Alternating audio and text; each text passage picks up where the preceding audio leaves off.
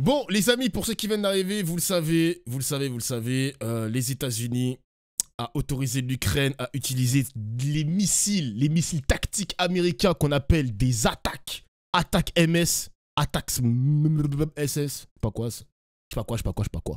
Donc pour frapper pardon, la Russie. Donc est-ce que ça va changer les rapports de force? On aura un petit papier de la part de BFM TV. Maintenant tout de suite on écoute. Pauline Revenat, il est 18h13 si vous nous rejoignez. 1000 jours de guerre en Ukraine et nous sommes désormais entrés dans une nouvelle phase très aiguë de ce conflit. Sous couvert d'anonymat, il faut savoir qu'un haut responsable ukrainien a confirmé avoir frappé, que l'Ukraine avait frappé la Russie sur son sol avec des missiles américains de longue portée, ceux-là même que Joe Biden a autorisé il y a quelques jours. L'encre est à peine sèche. Vous voyez les missiles. La Russie, de son côté, affirme que 5 ont été interceptés, que l'un d'entre eux a été endommagé. Mais cette image, elle change tout. Écoutez ce que dit Sergueï Lavrov. Oh putain. Si des missiles de longue portée sont utilisés depuis l'Ukraine vers le territoire russe, cela signifiera qu'ils sont opérés par des experts militaires américains. Et nous considérerons cela comme une nouvelle phase de la guerre occidentale contre la Russie. Et nous réagirons en conséquence. Oh putain. Nous réagirons en conséquence. On va décrypter ces mots dans un instant, mais tout de suite on prend la direction de Kiev où on retrouve Alizé Boissin. Alizé, le président Zelensky reste lui muet à ce sujet, mais un haut responsable ukrainien a bel et bien reconnu les tirs en milieu d'après-midi. Oui, absolument. Et vous avez vu, ça a mis un petit peu de temps, hein, parce que c'est vrai que c'est la Russie qui a affirmé que son sol avait été touché dans la région de Briansk. Pour vous donner une idée, c'est à 110 km de la frontière ukrainienne. Et c'est vrai que les Ukrainiens qu'on a rencontrés avec Julie Rosaire, ils se demandaient quand est-ce que ces missiles américains ils allaient être lancés, parce que vous le savez, cette autorisation donnée par Biden, elle date de quelques heures, quelques jours à peine, alors que les Ukrainiens le demandaient depuis un moment déjà. Et donc, ces missiles ont été envoyés. Mais c'est vrai que du côté ukrainien, du côté officiel, on ne confirme pas la marque des missiles. Et on le voit bien, cette escalade de tensions ici en Ukraine entre justement l'Ukraine et la Russie. Et je vous propose d'écouter cette Ukrainienne qui vit à Kiev, que nous avons rencontrée avec Julie Rosaire. Merci Nissata pour le sub. J'aimerais bien croire qu'il y a vraiment un tournant dans la guerre, ou au moins des changements positifs. Mais pour l'instant, je ne vois rien de tout ça. Nous considérons que c'est encore un énième chantage. Pour moi, ce sont les propos d'un malade. Je ne pense pas qu'il osera faire ça. Donc là, on est mort. Les mecs, calmez-vous. C'est vrai que, est-ce qu'il y aura un risque d'escalade? Il y aura peut-être un risque d'escalade. C'est vrai que les Russes peuvent aussi intensifier leurs frappes, augmenter le rythme sur les infrastructures civiles ukrainiennes. On a vu d'ailleurs sur la dernière récente attaque que les Russes ont attaqué des infrastructures énergétiques. Donc là, ça va toucher à l'électricité. Il y a des foyers qui ont été privés d'électricité, d'énergie. En Ukraine, il fait très froid, hein. L'hiver arrive en plus, les mecs. Hein. Les Russes sont déjà à fond, évidemment, les mecs, évidemment. Il y a aussi, dans cette escalade, l'envie d'utiliser de nouvelles armes. On a vu, je sais pas si vous avez vu cet après-midi, mais la Russie a signé, Poutine a signé un décret comme quoi il va étendre sa possibilité d'utiliser des armes nucléaires. On verra s'il y aura aussi des nouvelles missiles balistiques avancés, technologiquement parlant. Honnêtement, ça fait peur. Un tournant dans la guerre donc pour certains, mais du côté de Poutine, eh bien, il agite la menace nucléaire. Mais c'est vrai que les personnes que nous avons pu rencontrer ici, eh bien, ils ne sont pas dupes selon eux, ils ne croient pas vraiment au chantage de Poutine. Eux, ce qu'ils nous disent, c'est qu'il faut d'abord voir les actes avant d'écouter Poutine. Mais c'est vrai que donc on voit bien cette escalade de tension ici depuis quelques jours. Alizé Boissin en direct de Kiev avec moi en plateau. Paul Gogo, consultant Russie, BFM TV. Ulysse Goss, éditorialiste politique international, BFM TV. Paul Gogo, 1000e jour de guerre et en quelque sorte, Kiev veut reprendre la main en ce 1000e jour de guerre. C'est ce jour choisi pour envoyer ces missiles. C'est un jour qui forcément appelle au symbole un petit peu et donc forcément dans une période durant laquelle on comprend que l'Ukraine n'est pas en position Aucun risque d'escalade, les Indiens et les Pakistanais se tiraient avec nos armes et ils ne sont pas entrés en guerre contre nous. De là, c'est qu'un exemple, mais il faut être réaliste. Alors, quel est le rapport avec les Pakistanais et les Indiens, là, sur un conflit en Occident? What the fuck? Position de force, que la Russie grignote depuis des semaines et des semaines du territoire dans le Donbass, et bien l'Ukraine a envie, alors j'ose pas dire marquer le coup parce qu'on ne peut pas parler comme ça, c'est une guerre qui a fait beaucoup de morts, mais elle a envie de montrer qu'elle existe encore, qu'elle essaie encore de se défendre et qu'elle a encore des alliés, même si évidemment le Kremlin comprend bien que l'allié américain peut-être. Voilà, ne sera plus d'ailleurs le même allié du tout dans quelques semaines déjà. Donc là, t'en penses quoi? Après, en vrai, les mecs, hein, j'en pense quoi? Vous pensez qu'il y aura une escalade du conflit? Ça semble peu probable. Hein. Pour moi, ça semble vraiment peu probable, car vraiment, les acteurs, genre l'Ukraine et la Russie, ils ont intérêt aussi à maintenir un niveau de conflit contenu. Je sais pas si vous voyez ce que je veux dire. Genre, on sait très bien, les mecs. Après, je connais pas le cerveau de Poutine. Mais vas-y, si Poutine, il lâche une bombe nucléaire dans l'Ukraine, c'est vraiment la 3e guerre mondiale de manière vraiment définitive. Et le pire dans tout ça, c'est que maintenant que les Russes se font attaquer sur leur propre sol par les armes ukrainiennes, enfin par les Ukrainiens en tout cas, il y a aussi Poutine qui va se faire prendre une pression par sa population, parce que s'il y a des morts russes, il y aura peut-être des personnes qui vont se rebeller contre la politique menée par Poutine. Franchement, les mecs, c'est totalement imprévisible. De dire que l'Europe, c'est fini, attention quand même les mecs, parce qu'on est un pays qui est doté de l'arme nucléaire. Ok, la Russie en a 4000, des têtes nucléaires, on en a 400, il suffit d'une seule, les amis, pour tout écraser. Et nous, on se peut se faire écraser. Honnêtement, les mecs, c'est dans l'intérêt de personne d'avoir une escalade. Même si, parce que les Ukrainiens en soi ont déjà attaqué des localités russes. Ça existe depuis à peu près 1 an. Mais même si c'est des villes frontalières avec l'Ukraine, ça tape quand même dans le territoire russe. C'est juste que là, les Ukrainiens vont aller encore plus loin. Genre peut-être 100 km plus loin dans le territoire russe. Donc en soi, c'est une micro-escalade, mais ça va pas partir en sucette, je pense. Je peux me tromper, les mecs, hein. J'ai pas un diplôme en géopolitique, j'en sais rien, frère. J'en sais rien, ce n'est que des suppositions. Mais forcément, pour l'Ukraine, il faut toujours montrer qu'elle existe, qu'elle est là, qu'elle compte se battre et qu'elle ne veut rien lâcher, même dans une situation où les États-Unis... T'as des manifestations des femmes de soldats russes. Alors côté russe, on a bien compris qu'on faisait plus. On a déjà des manifestations. Muscles, hein. Quand on agite la menace nucléaire, on va très très loin. Vous qui avez l'habitude de cette rhétorique russe, comment a été perçu selon vous cet envoi de missiles aujourd'hui? C'est toujours intéressant de voir les réactions de la Russie et au-delà d'ailleurs de cette annonce qui est faite aujourd'hui, le Kremlin s'était laissé la possibilité de la faire n'importe quand, on a décidé de faire aujourd'hui cette annonce de cette nouvelle doctrine nucléaire. Après attention quand même, hein, les Russes, je sais pas si BFM ils vont en parler, mais j'ai vu des pertes. Je crois que les Russes ils perdent 1000 soldats par jour. Attention les mecs, encore une fois avec les chiffres, hein. Attention avec les chiffres, mais BFM TV, je crois que c'était BFM qui avait relayé l'information, ils perdent 1000 soldats par jour. Il y a aussi, alors faut comprendre le message les mecs, hein. Si les Russes font appel à des soldats nord-coréens ainsi qu'à leur matériel militaire, c'est que les Russes aussi, ils ont du souci à se faire les mecs. Ils ont du souci à se faire. Il y a au moins 50 000 soldats nord-coréens, entre 10 000 et 50 000. Donc vraiment... cette guerre est en train de s'enliser, les mecs, et ça va commencer à partir en sucette, hein. Non, c'est entre 100 et 200 morts par jour. Ah putain, on passe de 1000 à 100. Qui croit? Est-ce que je crois BFM TV ou est-ce que je crois à un chat Twitch? J'ai plus envie de croire à un chat Twitch, en vrai. Signé par Vladimir Poutine, il y a la volonté en même temps d'expliquer qu'un missile a été tiré et qu'il a touché son objectif. Quand on écoute le Kremlin au quotidien, les missiles ukrainiens, les roquettes ukrainiennes ne touchent jamais leurs objectifs. Donc là, on a l'idée de dire que si un État étranger donne du matériel à l'Ukraine qui lui permet de toucher son territoire et que l'Ukraine en fait usage, ça correspond à leur doctrine militaire. Et à côté, on montre que la chose a eu lieu. Donc la Russie se met d'un côté dans une situation où on va un peu attendre d'elle qu'elle agisse d'une façon 550, allez, 550. Et de l'autre, les Occidentaux se retrouvent dans une situation où forcément la ligne rouge semble toujours plus forte et toujours plus inquiétante. Et c'est là que c'est compliqué. On va regarder des images ensemble, celle d'une poignée de main entre... Mais c'est vrai que là, Zelensky il avait fait un discours aussi, les gars, où il parlait de 2025. Bon après, je crois qu'il l'avait dit déjà en 2024. Il avait dit 2025, vraiment, on veut que ce soit la paix. Il veut vraiment partir en paix, il veut vraiment arrêter cette guerre Zelensky. Il y aura aussi l'élection de Trump, mais se sortir de ce conflit demande des compromis douloureux. Hein. Ça va être douloureux, mais nécessaire, parce que je ne sais pas du tout ce que Zelensky serait prêt à perdre? Peut-être qu'il va laisser le Donbass, peut-être qu'il va laisser la Crimée. Est-ce que Zelensky veut vraiment récupérer 100% du territoire ukrainien?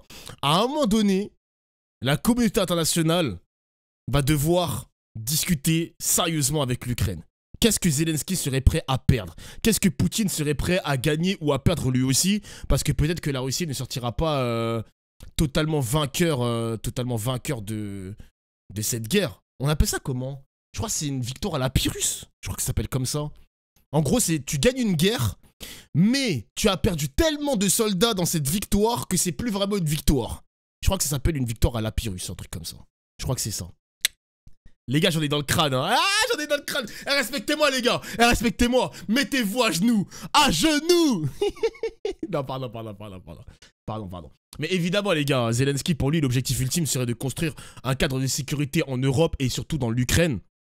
Et du coup, le but, c'est de réduire les tensions à long terme. Mais bon, on verra. On verra, les mecs, on verra. D'ailleurs, il y a le G20 en ce moment. Il y a le putain de G20. Emmanuel Macron et Sergueï Lavrov. Ça s'est passé aujourd'hui au G20. Il y a la rêverie, les mecs. Hier au G20. Il y a la rêverie, les mecs. Ulysse Gosset, Emmanuel Macron a dit « Je soutiendrai l'Ukraine. Le soutien à l'Ukraine ne faiblira pas face, je cite, à un dessein impérialiste et brutal. » Il avait dit aussi « Je reparlerai à la Russie le temps voulu. » Comment interpréter cette poignée de main? Bijour. Elle n'était pas obligatoire. Non, mais elle est surtout protocolaire. Et elle ne change pas la position de la France qui est... Ils vont y laisser le Donbass et la Crimée moyennant que les habitants de ces zones souhaitent rejoindre la Russie. Ça bannissait la Russie de partout. Ouais, ils vont pas s'arrêter, etc. Tout ça pour leur donner finalement d'eau fleur. Après, les mecs, le problème c'est qu'on est dans quelque chose de très imprévisible. Parce que, imaginons que la communauté internationale et l'Ukraine acceptent de laisser le Donbass et la Crimée.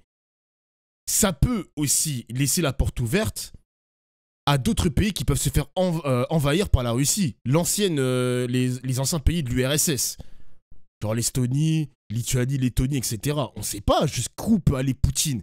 C'est ça aussi tout le caractère imprévisible de cette guerre. Eh oui. Et sans doute, laisser cette victoire à la Russie, donc en laissant la Crimée et le Donbass à la Russie, ça peut aussi laisser la porte ouverte à d'autres conflits, comme par exemple la Chine et Taïwan, où la Chine va se dire, ok, la Russie a réussi à mettre la pression, a réussi à gagner une partie de son territoire revendiqué par eux-mêmes, et du coup la Chine peut faire pareil avec Taïwan, les mecs, hein. Et ouais, c'est ça aussi tout l'enjeu. Eh oui, la prochaine cible, c'est peut-être Taïwan.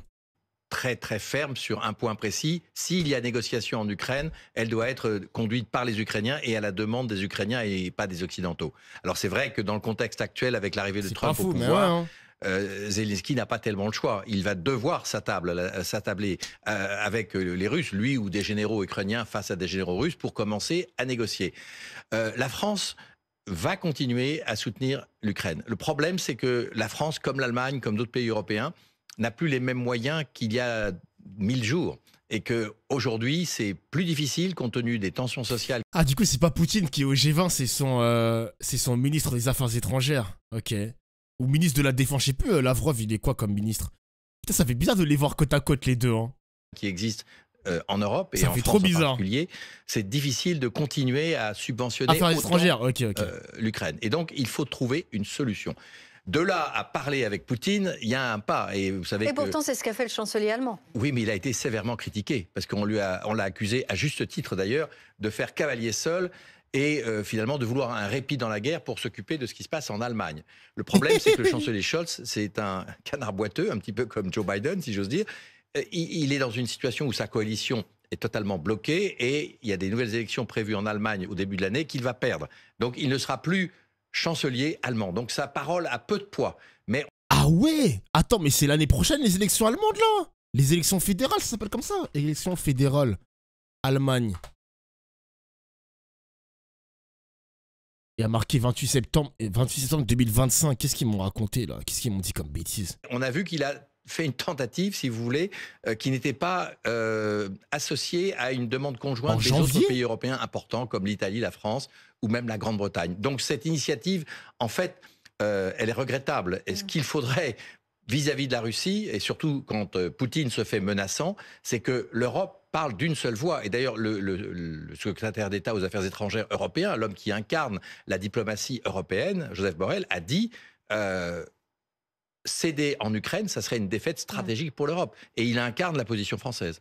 Paul Gogo, on a tout de même l'impression, alors peut-être que ce n'est qu'une impression, mais que les planètes s'alignent plutôt côté russe. C'est-à-dire que Donald Trump a été élu à la présidence des États-Unis et on sait qu'il avait dit qu'il en avait assez de subventionner l'Ukraine dans cette guerre et que des milliards aillent à l'Ukraine.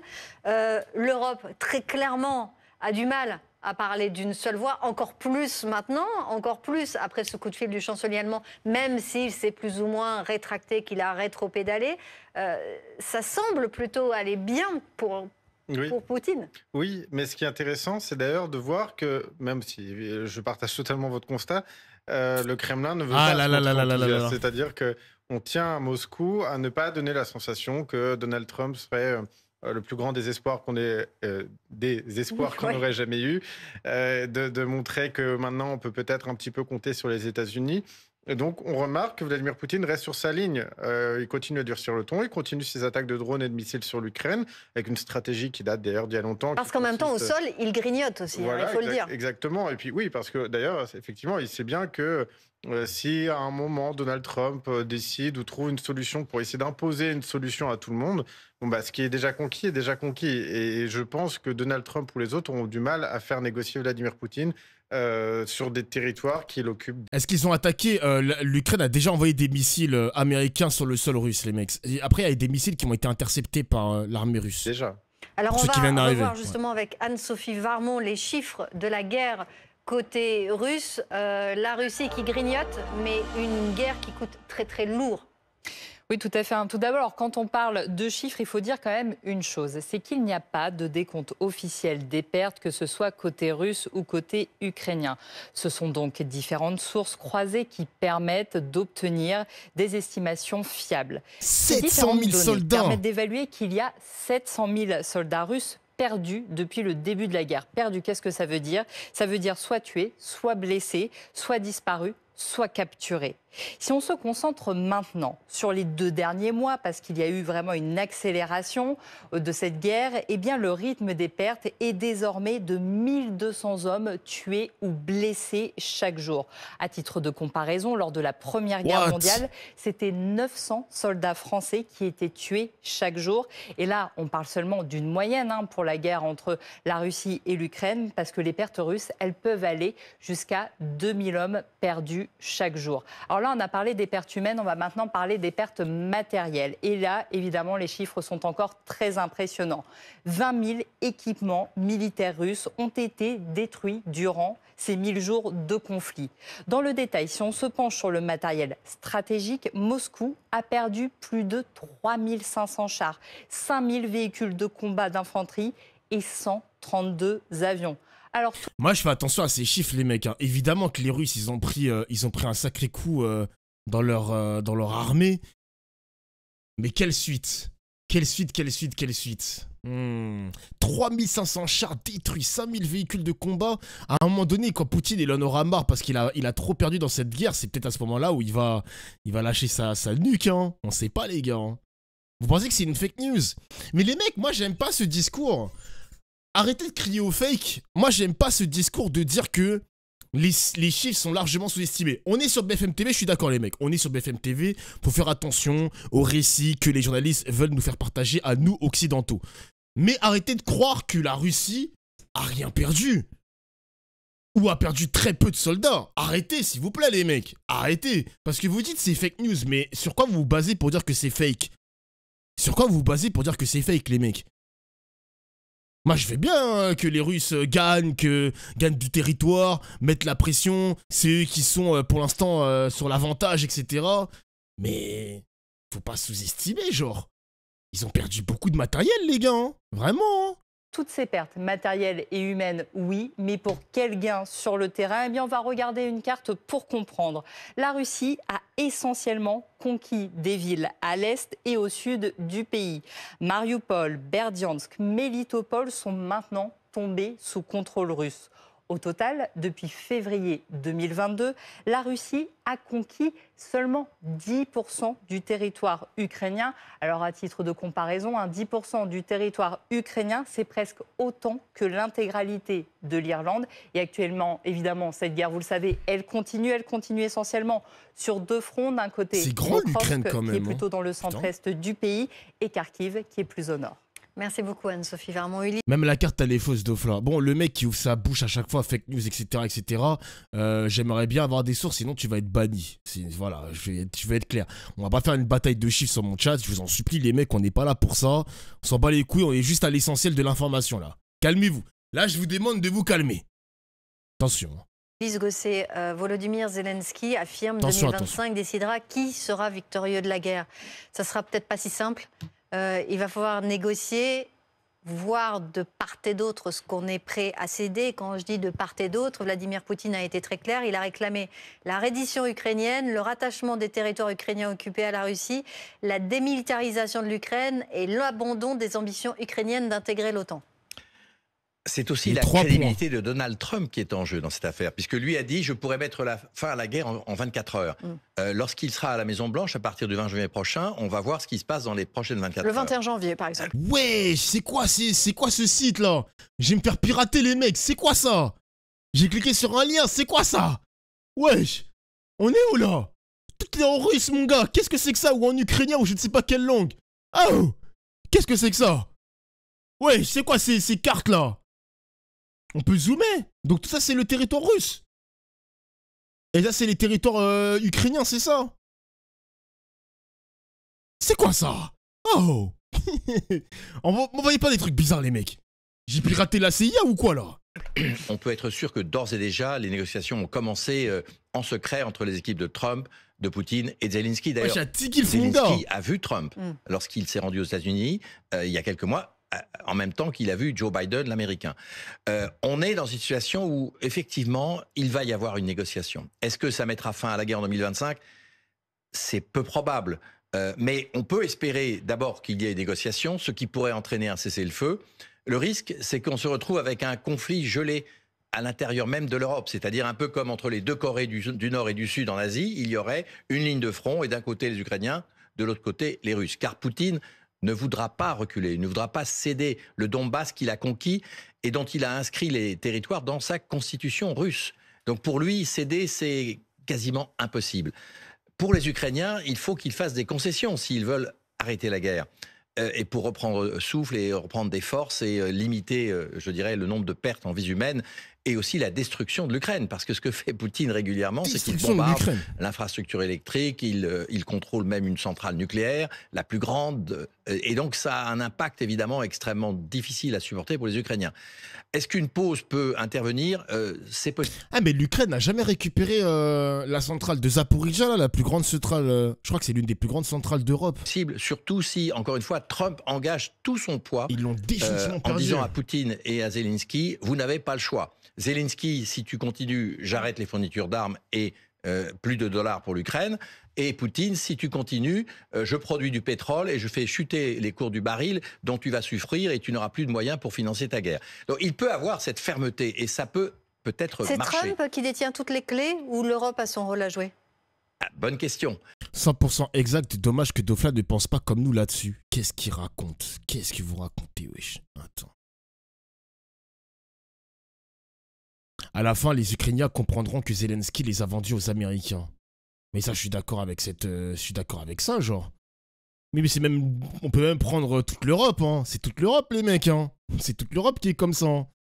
On est limite vendu aux Américains. Il n'y a que Macron qui a une voix un peu dissonante en mode faut qu'on prenne notre destin en main. Faut plus trop dépendre des États-Unis, etc. Dommage que Dofla ne pense pas comme nous. Mais qu'est-ce qu'il raconte, lui, frère? Il parle à ma place, carrément, frère.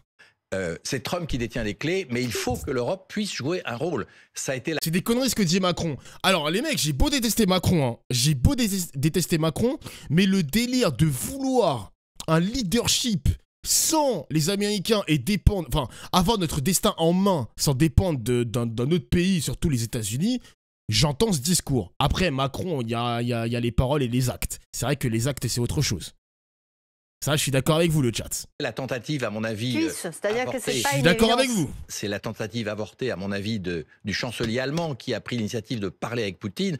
Mais sans une Europe unie et déterminée pour obtenir vraiment un résultat qui est conforme à la vision que nous avons, c'est-à-dire il n'est pas possible, je dirais, de renier les frontières établies et reconnues par les Nations Unies. C'est ce qu'a fait Poutine, il a envahi l'Ukraine. C'est lui qui a déclenché la guerre. Donc si l'Europe est conforme, je dirais, à ses principes et à ses valeurs, elle devrait pouvoir être à la table de négociation et pouvoir peser de tout son poids. Ce n'est pas certain qu'il y parvienne. Ça dépendra encore une fois de Donald Trump. Aujourd'hui, si vous voulez, il y a deux ruptures, et c'est ça qui est important. La première rupture, c'est Poutine qui l'a créée en faisant venir des soldats nord-coréens en Ukraine.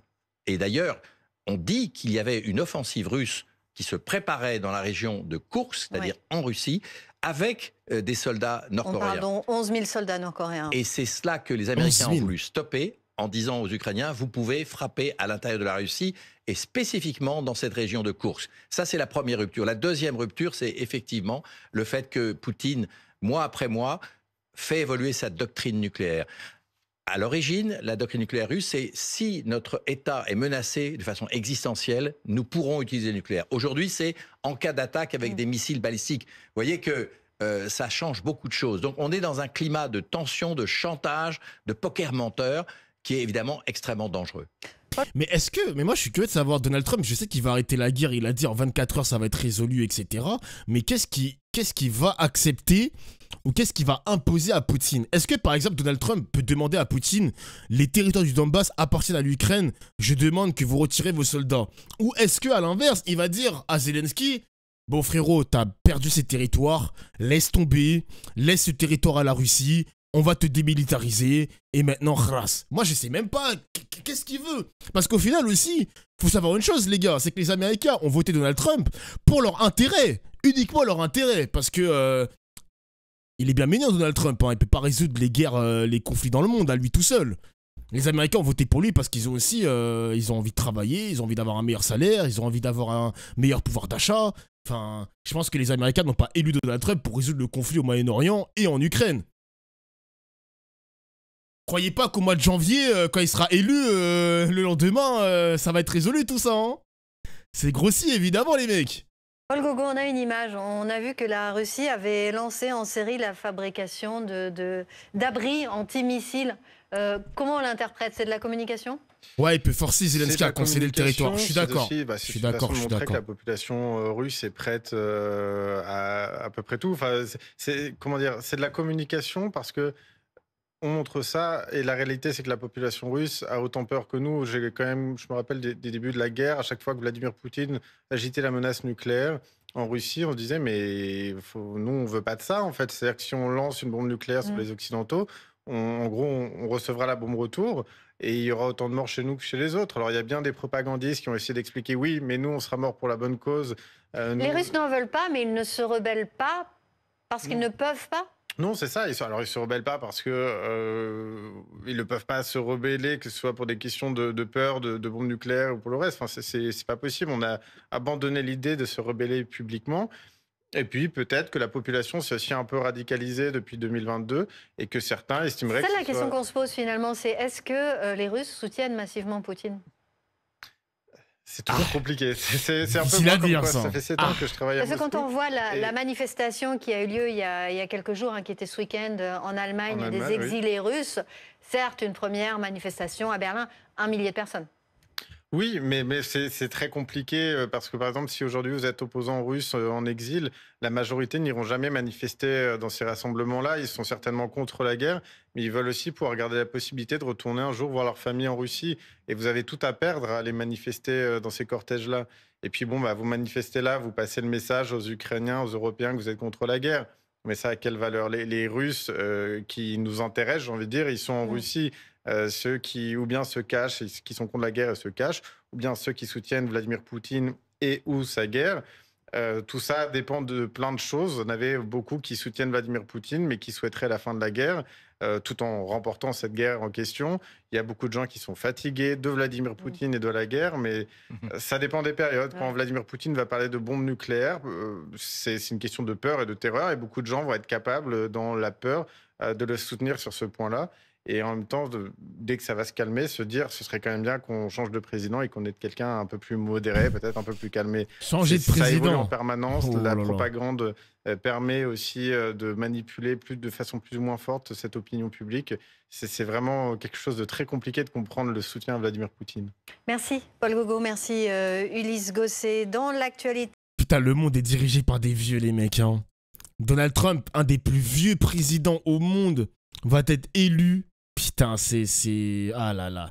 Il semble vouloir une résolution rapide du conflit en Ukraine. Ça va être le fil rouge, les gars, de notre stream, à peu près entre le mois de novembre et le mois de février. Il faudra suivre de très près la géopolitique, que ce soit au Moyen-Orient avec Israël, Palestine, le Liban, l'Iran, que ce soit aussi en Ukraine et en Russie. Ça va être... Faudra pas rater les épisodes. Faudra pas rater les épisodes, les mecs.